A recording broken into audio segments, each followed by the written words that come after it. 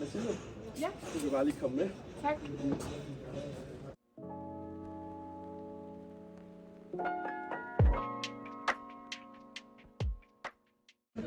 Hej Mathilde. Hej. Mit navn er Hussein, og jeg vil være din læge i dag. Ja.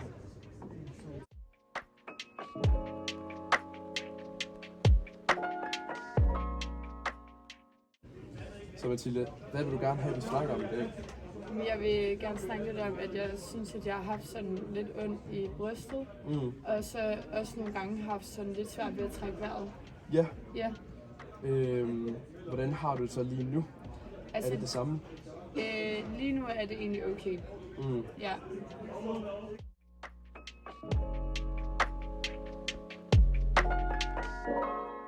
Er det noget, altså hvad frygter du, det kunne være, der var galt? Altså, jeg synes, at man bliver ret bekymret, når det sidder sådan i brystregionen. Så jeg bliver lidt bange for, om der kan være noget galt med mit hjerte. Om Ja. man kunne få hjertestop eller lignende. Ja. Så jeg er sådan ret, ja. Om det kan være noget galt med hjertet? Ja. Ja. Så vil jeg høre, hvad forventer du så, at vi får ud af i dag? Jamen, jeg tror egentlig gerne, jeg vil enten finde ud af, om der er noget galt, hvad det så kunne være. Og hvis der så ikke er noget, så ligesom få noget ro i sindet og ikke gå og bekymre mig om det. Ja, Så vi skal finde ud af, hvad der er galt, og ligesom få ro. ja, Ja. det synes jeg. Ja, og hvordan påvirker det så din hverdag? Altså, jeg synes, det påvirker mig lidt, fordi at jeg har svært ved at komme ned og handle.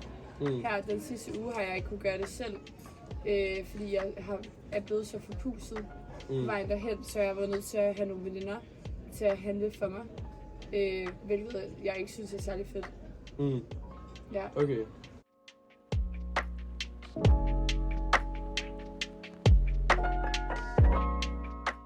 Så som jeg har forstået det, så kommer du ind, fordi du har åndenød, svært ved at trække vejret, og du har brystsmerter.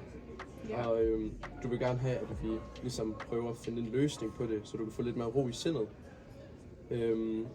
Og så har du også svært i din dagligdag ved ligesom at kunne, hvad skal man sige, være uafhængig, og at du har brug for hjælp til at handle ind, fordi du ligesom bliver forpustet. Ja.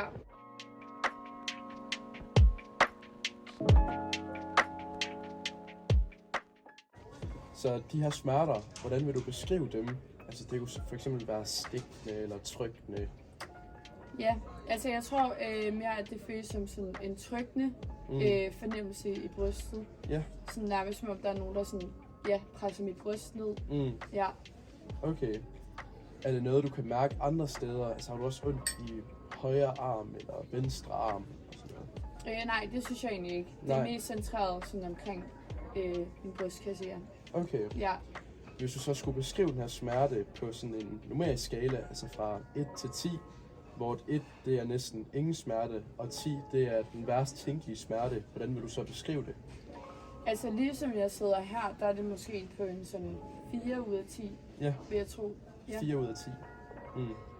Og hvad med, når du laver noget, hvis du er aktiv, eller Ja, altså det er måske en 7 ud af 10. 7 ud af 10? Ja. Ja. Er det noget, der har udviklet sig, siden det startede? Ja, altså jeg synes egentlig, at det er blevet sådan gradvist værre. Ja. Og hvornår var det startede? Sådan, jeg tror 3,5-4 uger siden. Ja. Okay.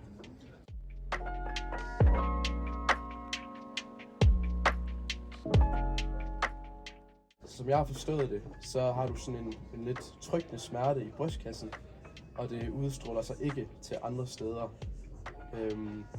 Og du vil beskrive det som omkring 4-5 stykker har i hvile, og omkring 7, når du er aktiv. Ja. Ja. Og det startede for 1,5 uge siden. 3,5 uger siden. 3, Ja. 3,5 uge siden, ja. Ja. Og det er kun blevet værre sidenhen. Ja. Ja. Ja.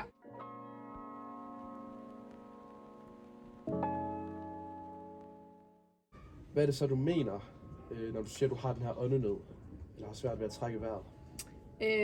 Jeg ved ikke, jeg synes bare sådan, altså når jeg lige sidder her, så er det som om jeg ikke sådan rigtig kan trække vejret så dybt, men at det føles mere som sådan en overfladisk vejrtrækning. Ja. Og så bliver det ret slemt, når jeg så begynder sådan at bevæge mig.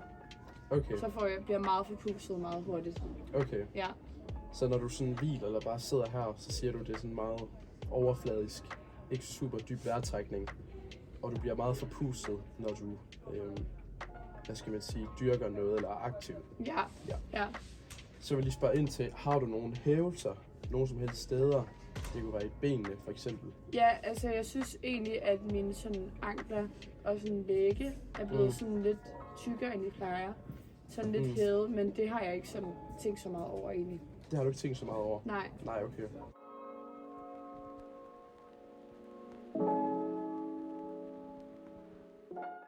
Det jeg kan nemlig se i dit medicinkort, at altså dit elektroniske medicinkort, at du tager noget medicin, der hedder amlodipin. Ja. Og en meget almindelig bivirkning ved det medicin, det er, at du får de her hævelser i benene. Så jeg vil bare lige spørge, tager du stadig det medicin? Ja, det gør jeg. Men jeg har faktisk ikke fået tjekket mit blodtryk, tror jeg, i snart 2 år. Okay. Men jeg er egentlig bare fortsat på medicin, fordi der stadig har ligget recepter. Så du tager stadig din medicin, Ja. Men du har ikke fået tjekket dit blodtryk i 2 år, siger du? Ja. Og det er også samme dosis, som det plejer at være? Ja, det er det. Okay. Ja.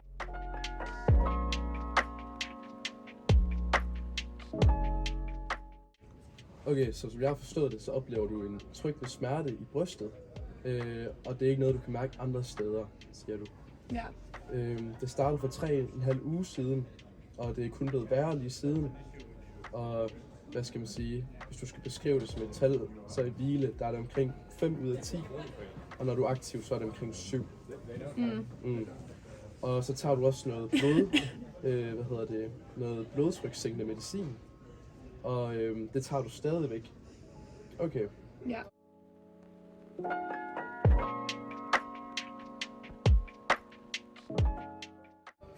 Så det jeg gerne vil nu, det er, at jeg vil gerne lave en hjerteundersøgelse på dig. Og det er egentlig ikke fordi, jeg mistænker noget. Så det er ikke fordi, du skal bekymre dig helt vildt. Men det er egentlig bare for at være på den sikre side. Så er du okay med det? Ja, det synes jeg er okay. Ja. Skal vi rulle noget for, eller dække noget til, så er det lidt mere privat, eller er det helt okay, som det er? Jeg synes måske, det ville være lidt rart, at der blev dækket lidt til. Så gør vi det. Ja.